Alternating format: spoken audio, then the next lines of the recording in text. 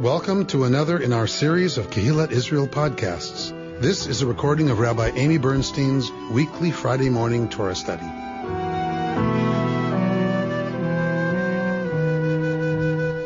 We are in the book of Deuteronomy. We are at the Parsha Shoftim, which is always read before Rosh Hashanah. Because that is so, and a lot of the Parshiot move around the calendar, when a Parsha is anchored to something as big as something like Rosh Hashanah, you can imagine the reams of commentary that have been written because it's always read before Rosh Hashanah. So that just means that association is always there for everyone who's teaching Torah. They can't help but tie it in some way to the beginning of the month of Elul, which is today. Today is the first day of Elul. So Chodesh Tov is how we greet each other. Chodesh, month, Tov, good, right? So we say Chodesh Tov, a good month. And it's part of how you can tell who's living pretty immersed in Jewish life. If someone in their email starts, hi Amy, Chodesh Tov, it's like, okay, it's one of those people who, it's like, dang, the Hebrew month it is. Chodesh Tov to everybody, we're beginning Elul. So because we're beginning Elul is the time we begin the process of Cheshbon HaNefesh, an accounting of the soul that brings us to the work of Rosh Hashanah and the Aseret Yemei Tshuva, the 10 days of repenting. Ultimately, it brings us, of course, to Yom Kippur. So we prepare all through the month of Elul, and then we get to the Yamim Noraim, the days of awe.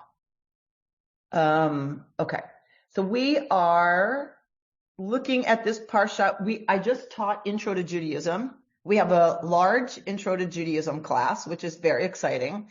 Very exciting. We had to add chairs, like it was so full. So it's really great. Most of them are couples, who one of them is, converting to Judaism and the partner is coming with them to class.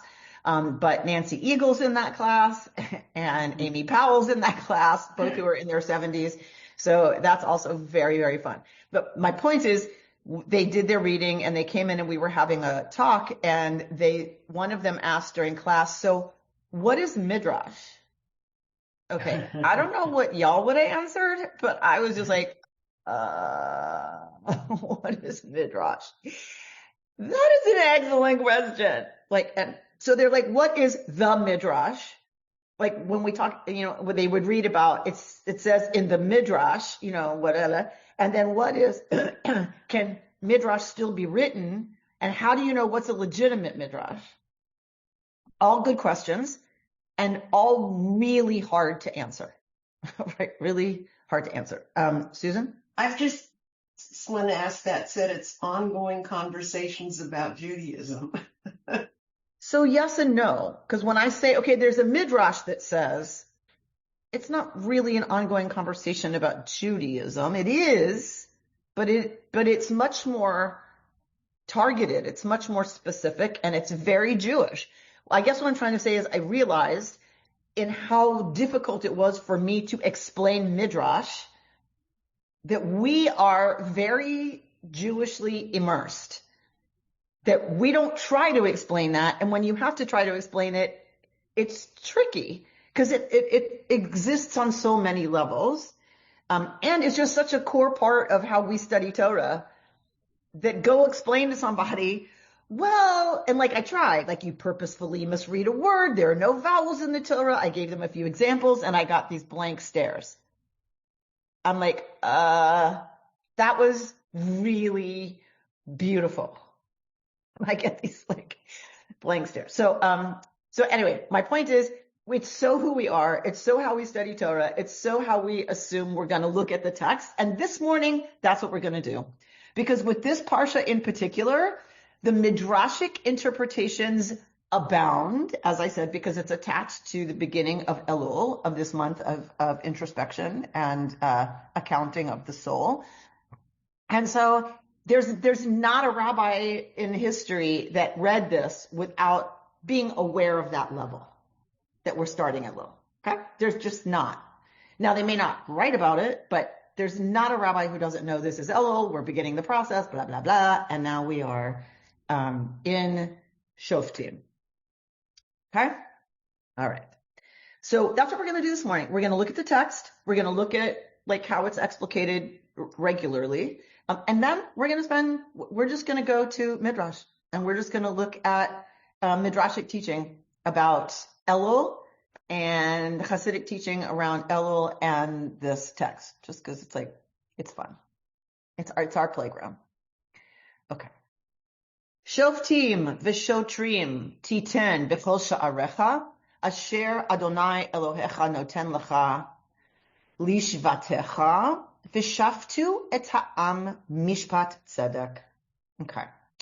Shoftim, judges, v'shotrim, and officials, shall you provide lecha, for yourself, in all of your gates that Yud He Vav He, your God, gives you by tribe, and they shall judge the nation with judging that is, and I'm picking the Everett Fox translation on purpose.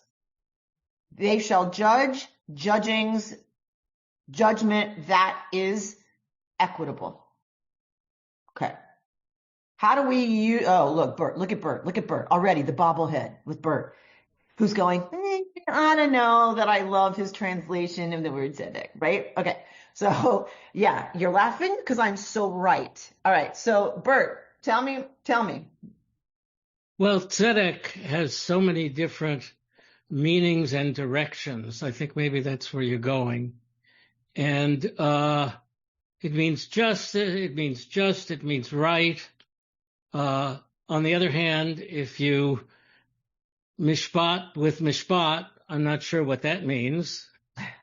So I'm wondering where you're going on this. Okay, good. Keep them guessing. And by the way, we could use a bit of this these days. Hello. Just say. Hello. Okay, good. So Bert has already raised one point that is really important, which is this translation of the word tzedek. So when we see tzedek, this tripartite root of tzadi, dalid, kuf, we know it has something to do with righteousness, justice. In this case, Fox is translating it equitable.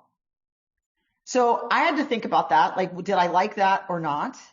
And I have to say, I think what I do like about it is that it takes on a different valence, the word tzedek, given its context, the same way every other word in Hebrew does.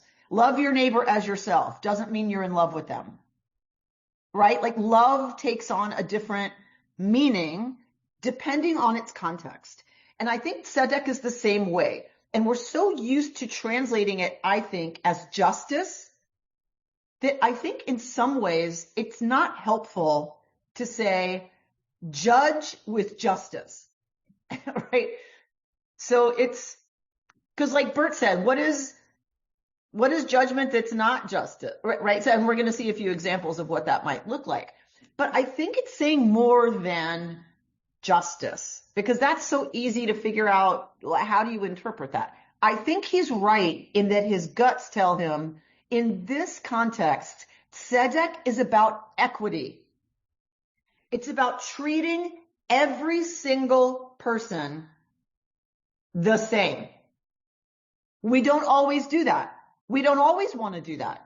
If somebody doesn't have enough money for food, or someone has the status of being a widow, we don't treat them the same as everybody else. We're supposed to go out of our way, right? Aren't we? To provide for them. So we don't treat everybody the same. In this case, and I'm basing this on what we're going to see next in the text, I do believe it has something to do with the spirit of equity. Okay. Why do I say that? Okay, well, hold that thought. The other thing is notice who it's addressed to. Who is this addressed to? The people. The nation. Everyone. The nation. The people. Right? This is not addressed to Moses. Moses set up judges for the people. It's not addressed to the elders. All right, you tribal leaders, set up judges for yourself. Who is it addressed to? We, the people. Who is commanded to be sure that there are officials and judges ready to take care of conflicts that happen between people in our holy and just society of a nation of priests? Who's responsible for that? We are the people. I think we have forgotten how seriously Torah takes our obligation to make sure there are judges who are fit and ready to adjudicate. And that for me was a really important reminder this week, right? That it's our responsibility. So now we're going to see a little elaboration on judging equitably. Let's elaborate. Lo tatem mishpat, lo takir panim. This is why I think it has to do something with equity. You are not to cast aside a case for judgment. So you can't just throw out a case because you decide this is going to be uncomfortable, right? This is going to be hard for whatever reason. You can't do that. You're not allowed to just toss out a case. Lo takir panim. You shall not recognize faces. What does that mean? Of course you recognize somebody from your village. No preferential treatment. Aha. This is why I like this translation, right? You shall not recognize faces, meaning of course you recognize the butcher. Of course you see the butcher every week. It doesn't mean you don't recognize him. What it means is you are not to treat that person by the status that you recognize is attached to them. That's all it can mean. It can't mean literally don't recognize them. That's ridiculous. You can't forget someone's face. Doesn't this build on the holiness code? Say more. Doesn't it build on the holiness code where Say it more. says don't judge the rich unfairly and don't judge the poor unfairly, but have justice? I seem to remember that from Leviticus something 19. So this is exactly the same. Yeah, it builds on same spirit of commandment, right, which is you must treat the case on the facts and the litigants as equal in importance and trustworthiness. You can't recognize them by their status. Okay. Rachel? This might seem like a bit of a stretch, but at first I thought equitable sounded really strange. I was jarred by it. Maybe the same way Bert was, like, but righteousness, justice, those make more sense. Then, as you explained, I decided to look up equitable, and looking up the definition of equitable, which is actually fair, just, or impartial, made me then think of the word equanimity, which of course is from a related Latin root. And equanimity means evenness of mind, calmness, composure, stability, especially under stress or adversity. And because everything you've said so far is related to how a judge responds in a situation, all I can think is, well, yes, how on earth would one be an impartial judge? Imagine all of the stress of, people pleading their case and especially trying to influence, hoping that their influence, their relationship will somehow weigh on you. And one must come to that with a sense of of equanimity, right? That somehow that to me, all of these, that this root, this EQ, this equa root, this Latin root somehow then had another meaning, another layer of meaning in it, because it was the balance of not just how one treats the people who come before you, but also the state of mind that the judge required. Beautiful. Yes. Okay. Yes. And, yes. So I want to stop there. Yes, full stop.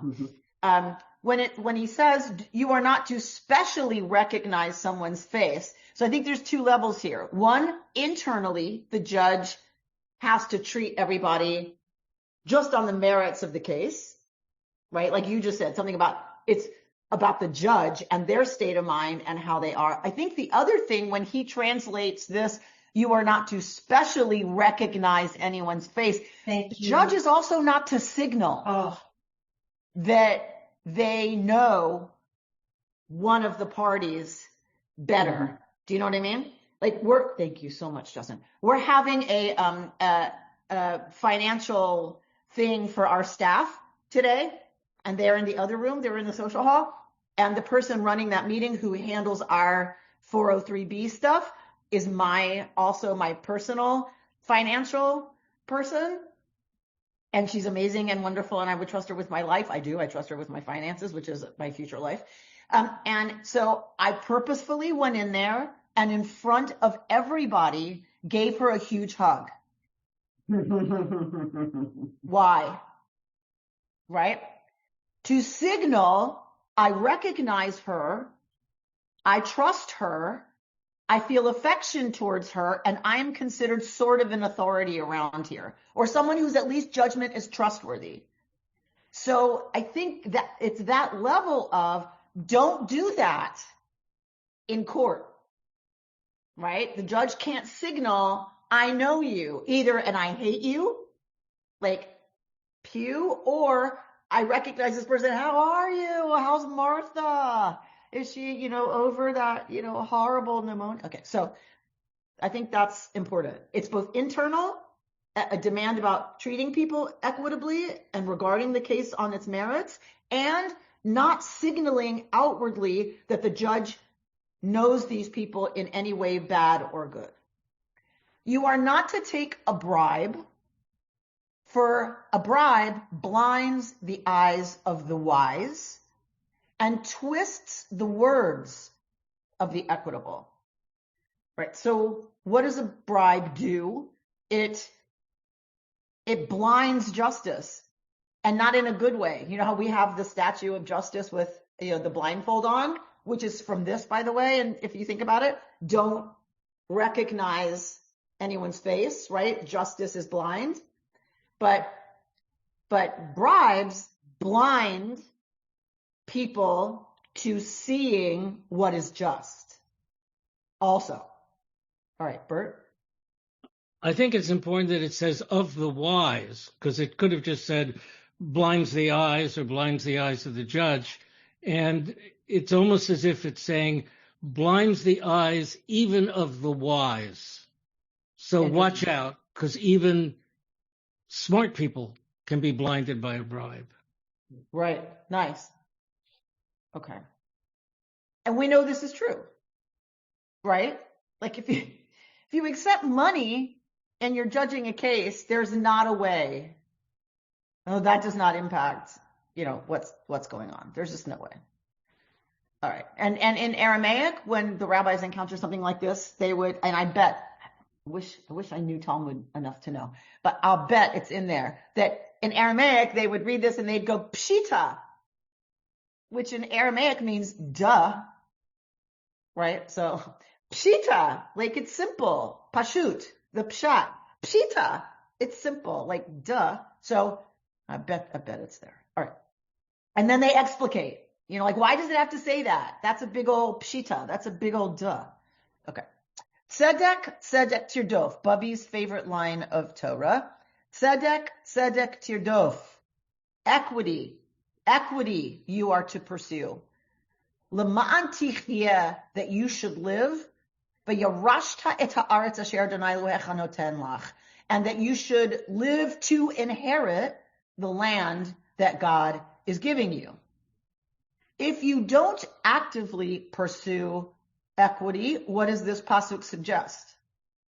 Bad stuff will happen and you lose the land. Aha. This is very much the Deuteronomist. Stuff's going to happen and you're going to lose your right to be on the land. Okay? Also, doesn't tirdof indicate running pursue sounds, I know pursue means to run after something, but it's like you're not just supposed to do justice, you're supposed to really run after it. And isn't a hence my word actively, right? Mm-hmm. Like you need to be proactive. Right. Yes. Isn't Rodef something that has someone who's running after somebody? Yeah. The same way we say pursue. Mm-hmm.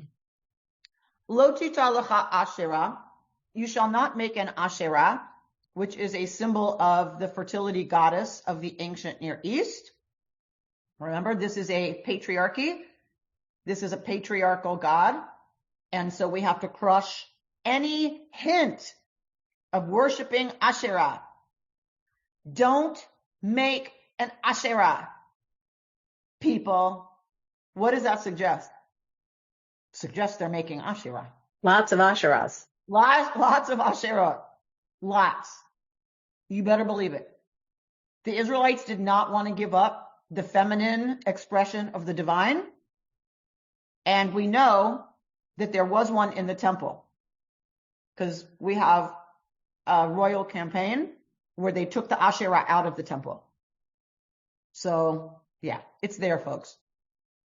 If you'll recall, we had that wonderful class. What's a tree structure? An Asherah. So an Asherah was a tree. That was a symbol of the goddess.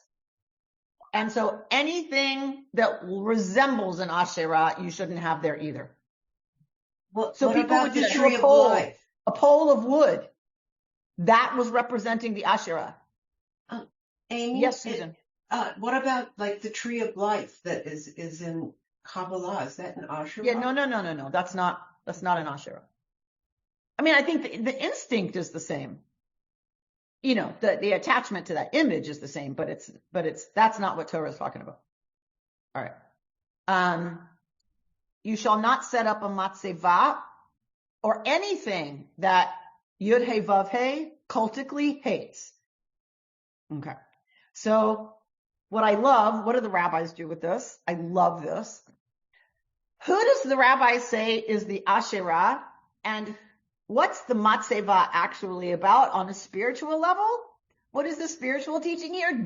We're not supposed to put idolatrous, symbols or structures in Yud He Vav He's worship, of course, pshita.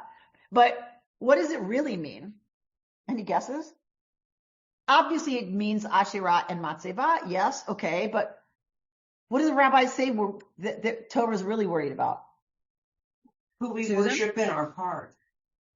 So not worshiping something else in our heart? The rabbis say, yeah, Robin, what? No worshiping idols. No worshiping idols, for sure. But the rabbis are going to be pshita. We know that. That's newsflash from the Department of Duh. Pam? That will begin worshiping other gods. So that goes right up there, and in some ways with idols. The rabbis say, don't think because you're so good and you do so many mitzvot that you deserve to be worshipped. You don't set up for yourself a matzeva or an asherah. Don't set yourself up as being so good that you are worthy of all this praise. Look how humble I am. I am the humblest of the humble. Right?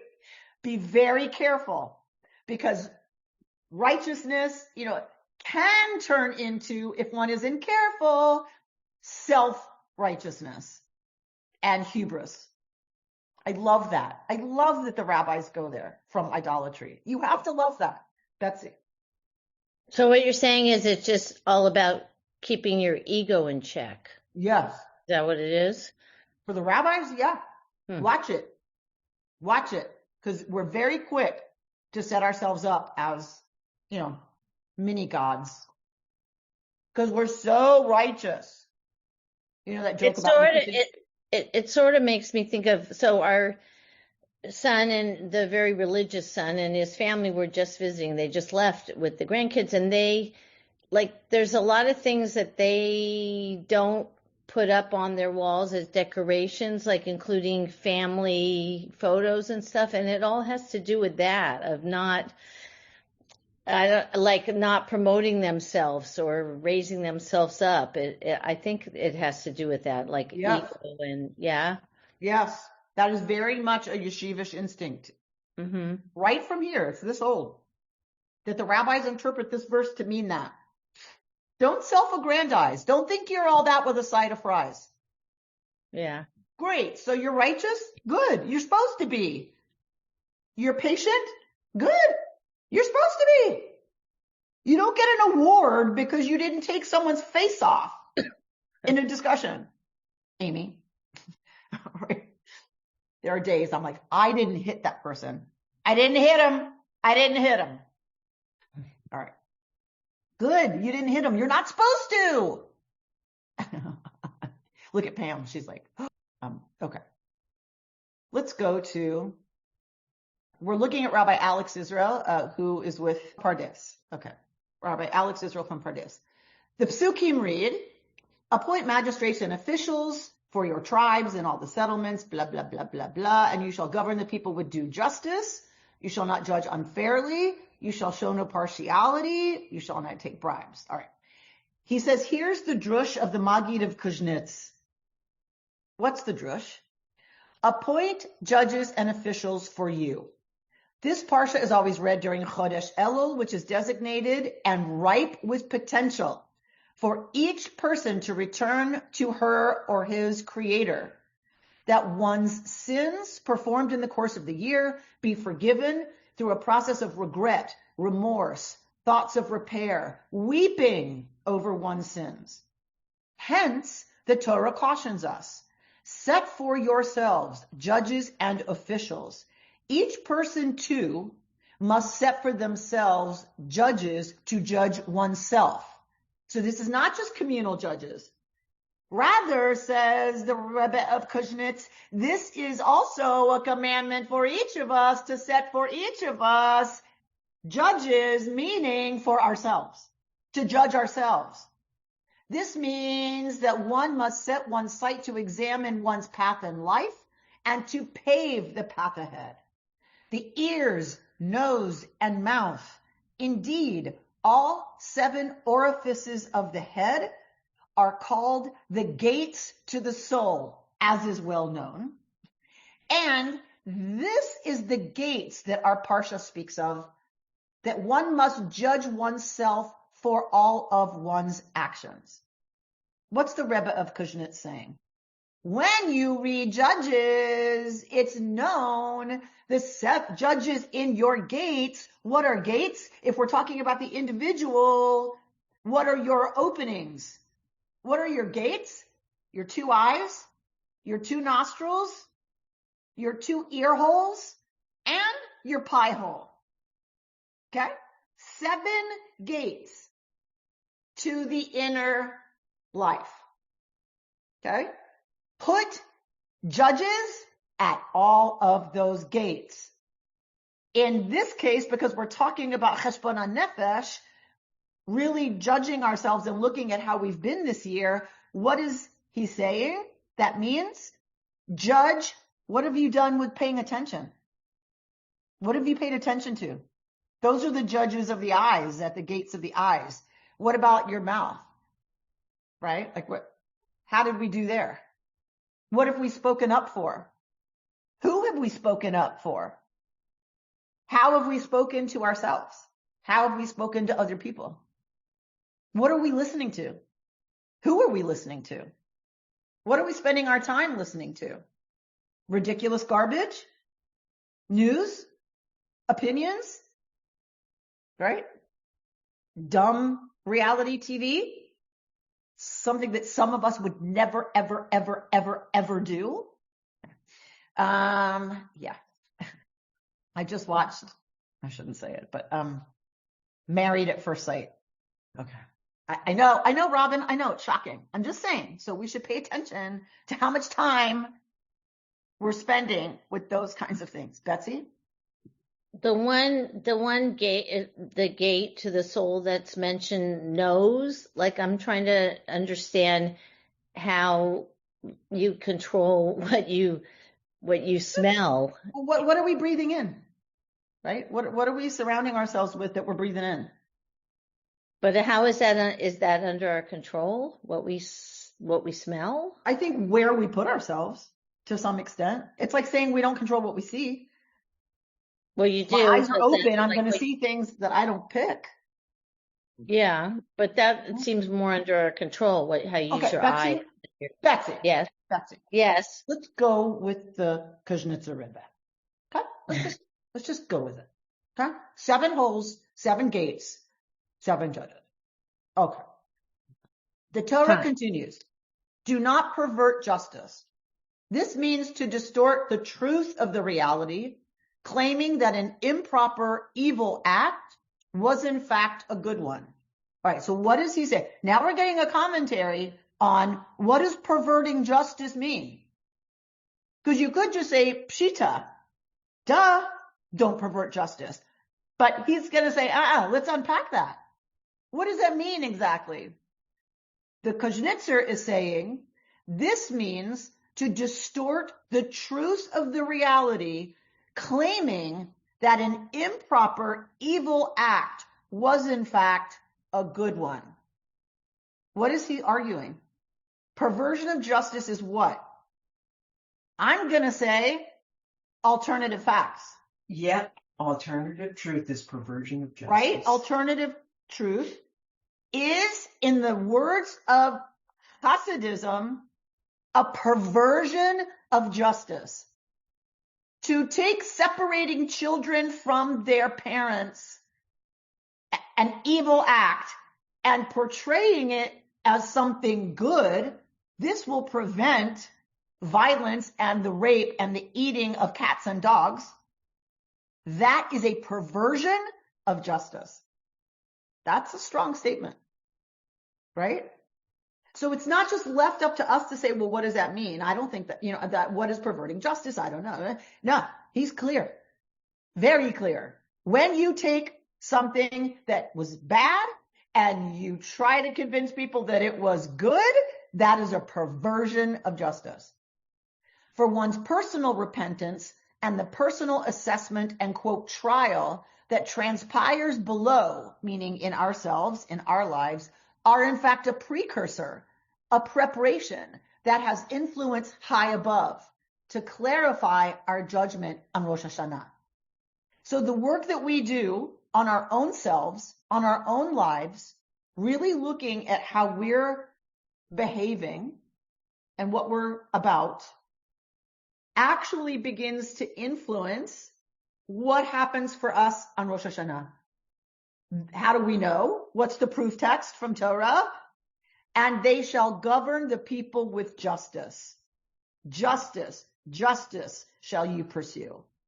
What he's using this as a proof text, so now he's got to make it mean that. As a result of the judgment that takes place below, one pursues the justice of the higher worlds, and our verdict should return for the good. What is he doing? He's playing with tzedek, tzedek tirdov. He's playing with the repetition of the word tzedek. He's playing with the interpretation of tzedek, tzedek. Why does Torah have to say tzedek twice?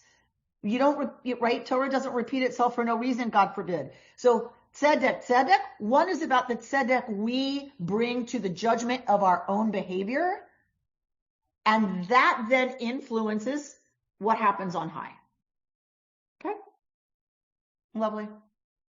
Do not take bribes. What does this mean? Obviously, it means don't take money to render a judgment, but Hasidism's not going to stop there. It's got to bring it into our daily lives and into the process of Elul and Tshuva.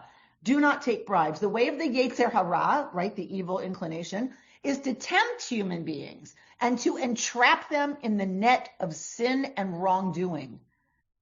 I love this.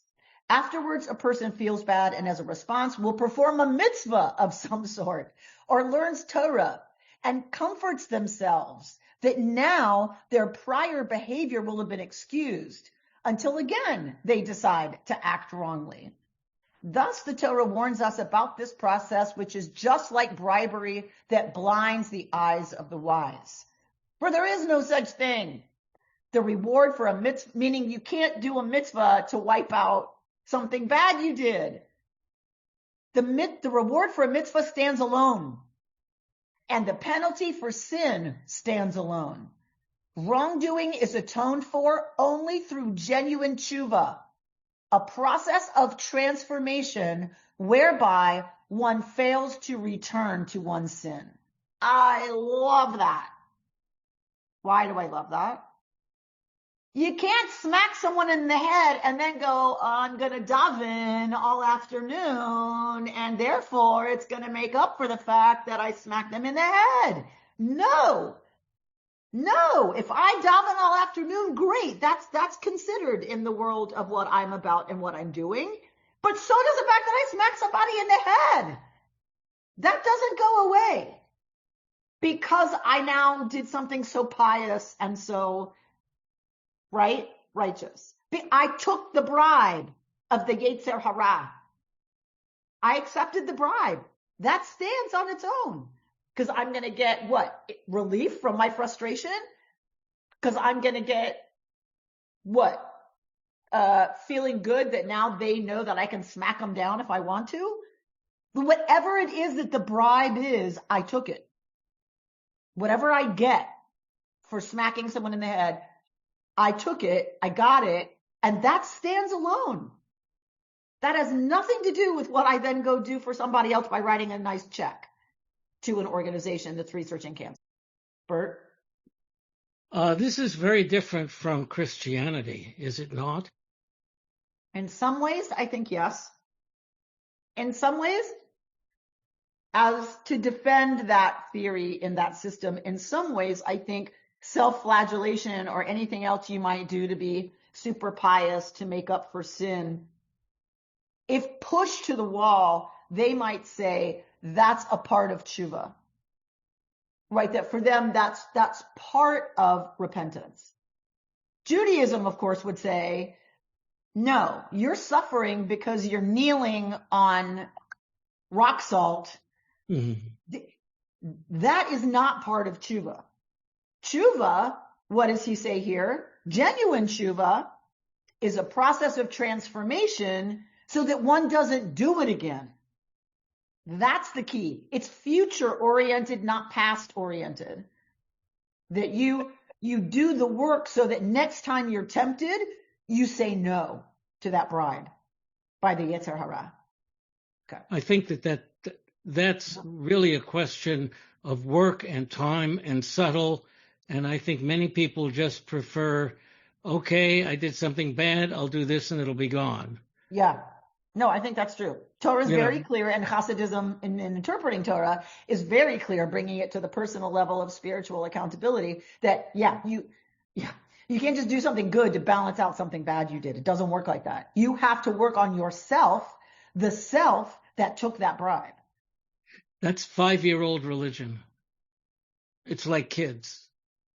They can understand, you know what I mean? Mm-hmm. Adults understand work, change, transformation. And sometimes little kids just understand I did something bad, and so I get punished for it, and now it's gone. And look, and the Kuznetzer goes further. Not only does it not cancel it out, but it's a danger in itself, that thinking. Why? There's another hurdle. Yes, a person regrets their bad actions, their lifestyle, and begins to return to God, right? They begin to do tshuva, to daven regularly or to study Torah, and performs mitzvot with sincerity. Well, what can happen then? Suddenly, the Yetzer Hara begins to fill them with pride, and they experience a feeling of personal complacency and smugness, God forbid, and hence ruins all of their achievement, right? So it's dangerous to think, if I did something bad, well, now I'll just do something good. Because not only does it not cancel out what you did, because you haven't changed, and you might do it again, and that's what really matters to Torah. So not just that, but you could start doing all of this self-flagellation and keeping kosher to such an extent that you're like, look at me. I am so flippin' holy. And then now, and that's the Yetzer Hara. Look how holy you are, Amy. You didn't even touch that thing that might have had pork contact. You didn't even look at it because you are so pious. That becomes then something that ruins the whole point of having kept kosher or doing a mitzvah. And we know this. We know this. But what I love is that the Kuznetzer, I believe, is not talking to Christians. Who's the Kuznetzer talking to? Pious Jews. Pious Jews. That's exactly right. He's talking to Hasidim. Don't get up on your high mitzvah horse, right? Because this happens a lot in that community, I have to tell you. I'm so observant that I don't even have a pen visible in the house. Because, you know, it's muktzeh to touch a pen on Shabbos because you're not allowed to write. So you can't touch a pen. I don't just not touch the pen. I don't have pens or pencils anywhere where you can see them in my house on Shabbos, God forbid. Right? So it becomes this competition for piousness and piety and observance, which in itself, says the Kuznetzer, is the Yetzer Hara. That is the evil inclination. That is Satan. That is a pretty heavy condemnation of some stuff that was going on in his community. And you have to love a teacher that's calling that stuff out. And it goes on today. What? Susan, Chas v'shalom, God forbid. Okay, we have time for maybe one more, yeah? Our bodily gates. This is from the Toldot Yaakov Yosef by Rabbi Yaakov Yosef of Polonia, and translated by Rabbi Jonathan Slater through the Institute for Jewish Spirituality.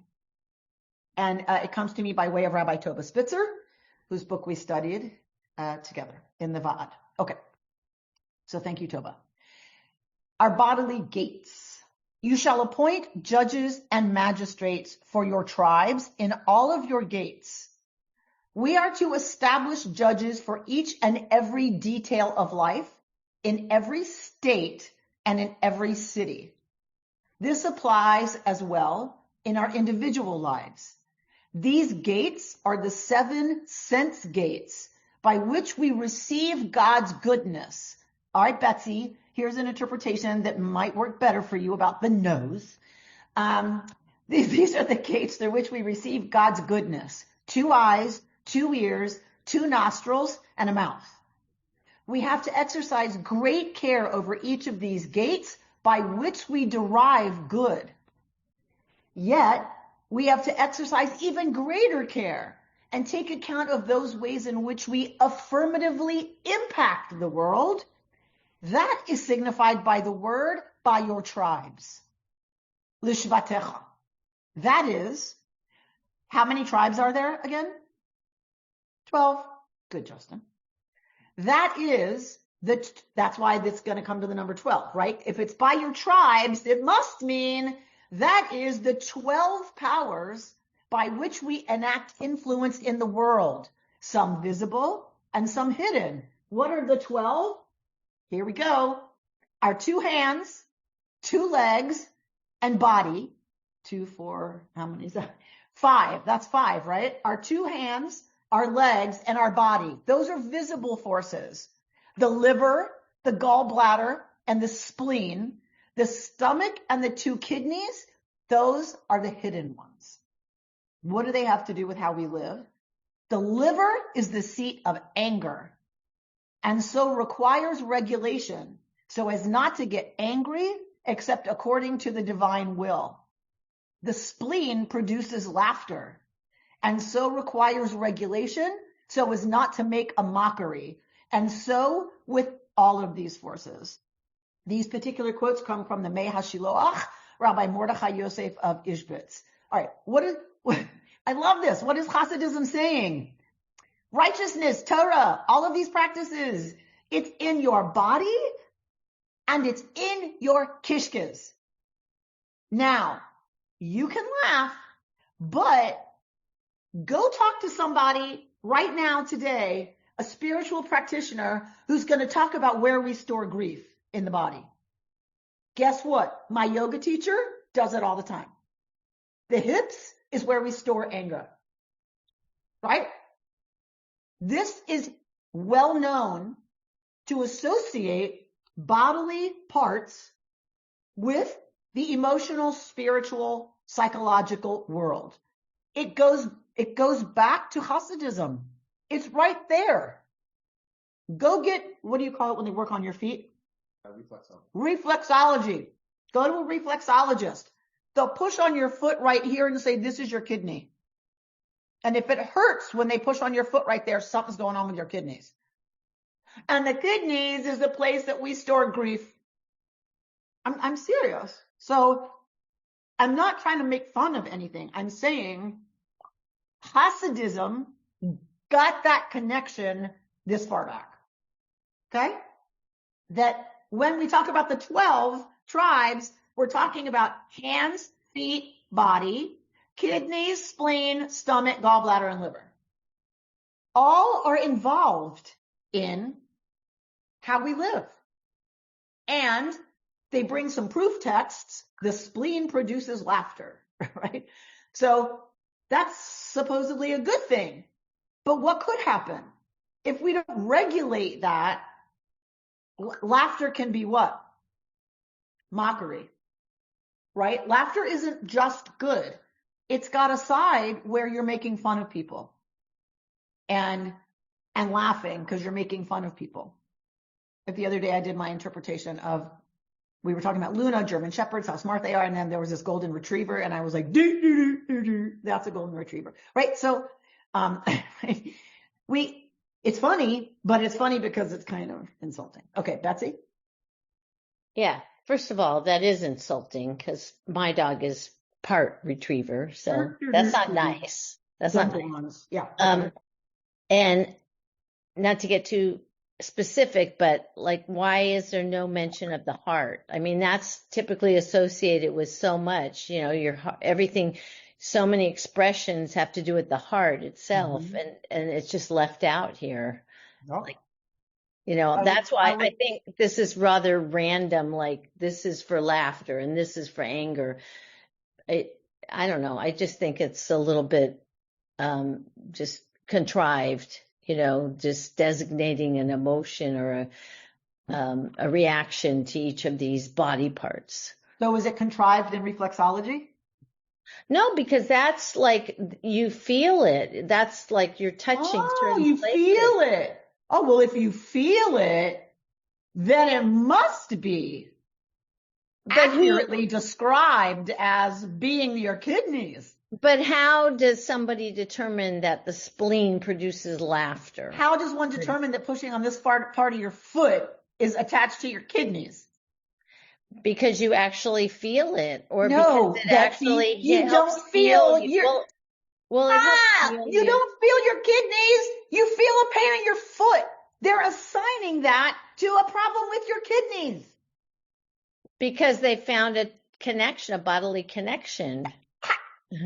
How come it's not my forehead? Oh, if you push on this place on my foot, it means my forehead. I have a problem in my forehead. How come it's kidneys? Who's that? Is this related to Eastern medicine when we talk about chakras? I'm just saying, when we say it's randomly assigned, really?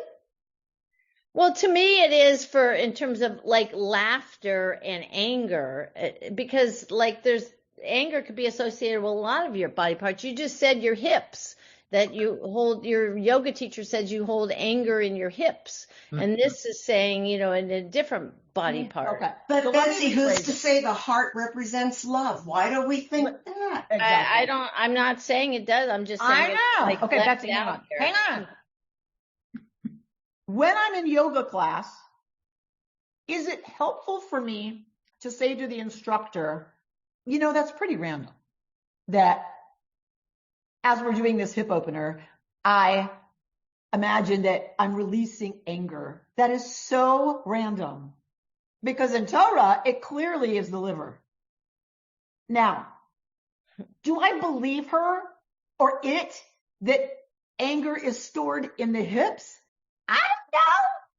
But when I'm in class, it is helpful to just go with it. Okay. So she's teaching us that opening the hips helps release anger. Okay. So right now it's helpful. I'm gonna explore what it means to release anger. Okay. Do you see what I'm saying? It's about what's it used for. If it's used for a practice that helps us be better people, who cares? It's their system. Okay. If you don't like it, if it feels random, don't do it. Go to reflexology, because that's so less random. But it's about what's helpful in the moment. Is okay, well, let me hold that intention for a minute and see if that informs anything. And the important teaching is we're supposed to monitor our anger.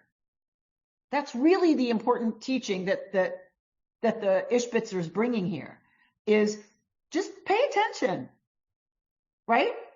If you think you're so clever and you're laughing all the time, that's great until you're making fun of somebody, right? So just pay attention to all of these things. Pay attention to anger. How is it getting out of control? Okay, well, just pay attention to that. That's really the point, not where it lives. For all these things, the point is, how do we manage rather than just sit passively and say, that really pissed me off? Any responsible wisdom tradition is going to say, well, then you might want to look at how quickly you're getting mad at stuff, rather than it's because of that I got angry. I guess is what I'm trying to say. All right, Jim? So I would say, Amy and everybody else, that for me to be all right, if I'm going to judge Jim or Jimmy, I need to be conscious and aware. And that is an ongoing process and that's why I find, mindfulness meditation is really critical. It's to quiet this so that I can become more, aware or conscious of what I'm doing, what I'm saying, as versus, operating on automatic. Yes. To be the neutral observer. And believe me, I don't have this mastered. Trust me. Oh, I thought you did, Jim. I heard that you did. So, it's constant practice. Okay. So let's go to that. Let's go to Hasidic way of saying that. Exactly that. Now we need to interpret the idea of each year's newness in a way that will help us to serve. Just as in war, who are we at war with? The Yetzer Hara. We see that even if one side has a great deal of weaponry, except that it is all old and outdated, and the other side has more modern and clever weapons, think Ukraine and their drones, the old stuff really has no value at all. Doesn't matter how much of it you have. The same is true in our ongoing battle with the evil urge. It has gained strength and renewed itself, meaning it has new weapons. Last year's weapons in this battle will no longer do.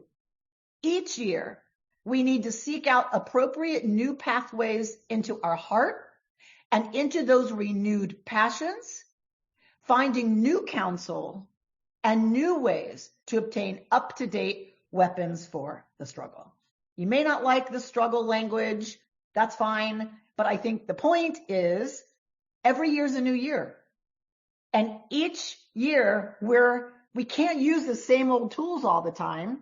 We're supposed to be growing and changing and always looking for new ways to combat the temptation to put other people down, to get really angry, to feel justified in something. We're supposed to be finding new ways to go, pathways into the heart, so that we can get up to date. Some of us might say tools instead of weapons, right? Tools to enable us to better deal with our urges that keep us from tzedek, that keep us from equanimity, that keep us from being righteous and judging things fairly and taking appropriate action and refraining from inappropriate action. That is our responsibility, meaning we're always supposed to put judges in our gates. It's not once upon a time, or you put them in there and then they retire and you get a new one. God forbid. All the time, we should be making sure we are putting judges at the gates. How do we do that? We study Torah. We study our wisdom tradition. We come together. We celebrate Rosh Chodesh. We don't take for granted we get another month, right? All of these ways that we are encouraged to renew our strategies for dealing with our lesser temptations and our lesser. Okay, so may it be that we do that all through Elul, that we do so as we approach the Yamim Noraim, and that we have together a Shabbat Shalom. You've been listening to Rabbi Amy Bernstein's Friday morning Torah study from Kehillat Israel in Pacific Palisades, California. For more information, go to our website, www.ourki.org.